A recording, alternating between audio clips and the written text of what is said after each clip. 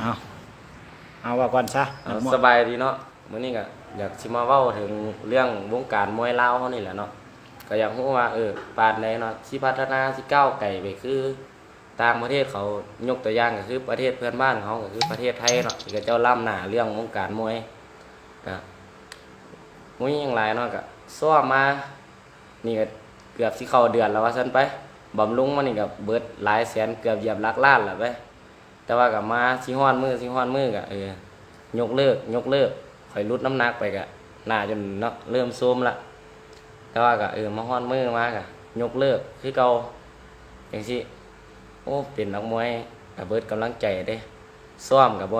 ว่าบ่เมื่อยซ้อมก็ว่าบ่ได้บำรุงบ่ได้เสียเงินบ่ได้อีหยังเฮาบำรุงเบิดเงินไปเฮาไปตีมวยเฮาก็บ่ว่าสิได้กำไรบ่เท่าใดแต่ว่าเฮาตีเฮาก็สร้างกระดูกสร้างประสบการณ์เฮาไปแต่ว่าบัดจังซี่เจ้าเว้าว่าข่อยมีรายการข่อยก็ดีใจตั้งใจซ้อมตั้งใจอิหยังไปมันมาฮ้อนมื้อเจ้าว่ายกเลิกเด้อรายการจังซี่จังซั่นเทื่อเดียวข่อยบ่ว่าหยังอันนี้2เทื่อสุดแล้วว่าวันคารที่15ข่อยได้ซกข่อยก็ตั้งใจซ้อมตั้งใจหยังมาฮอดมื้อมาวารายการยกเลิกเลื่อนเป็นอังคารหน้าข่อยก็ตั้งใจซ้อมมาฮอดอังคารนี้จุเจ้าว่ายกเลิกอีกแล้วข่อยสิเอาเงินอยู่ไสซื้ออยู่ซื้อกินบ่นี่เงินข่อยเบิดแล้วตอนนี้นี่เนาะคือความ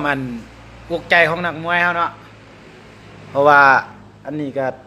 ตั้งหน้าเนาะขายปกสเฮาเนาะเพราะว่านักมวยมันสอบมามันก็อยากตีเนาะอยากแข่งขันนะว่าสิซะแม่นนะเพราะว่า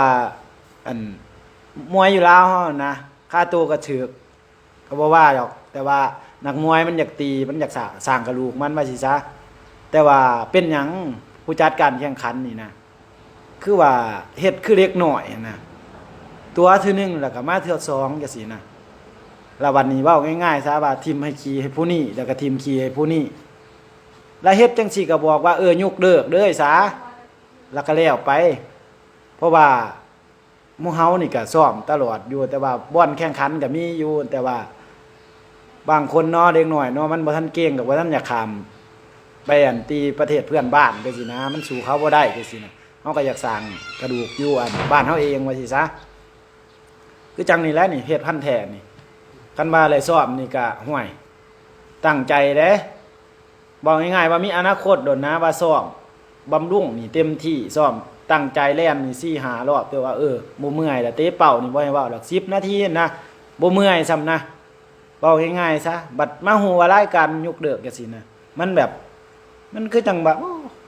เฮ็ดคือจังคนบ่ได้เรียนหนังสือนี่นะตีเป้า10ยกยังบ่เมื่อยเพราะว่าเว้าอีหลีก็ทุกข์ใจแทนนักมวยเนี่ยอันนี้ก็ภาคถึงผู้จัดการแข่งขันมวยซะเว้าง่ายๆซะอยู่ประเทศลาวเฮานี่มันก็บ่ค่อยสิมีการแข่งขันว่าสิซะเว้าง่ายๆโลดว่าบ่ค่อยสิมีการแข่งขันมันเป็นหยังคือว่าบ่มีการแข่งขัน1มาผลประโยชน์2มามีแต่อยากได้ผลประโยชน์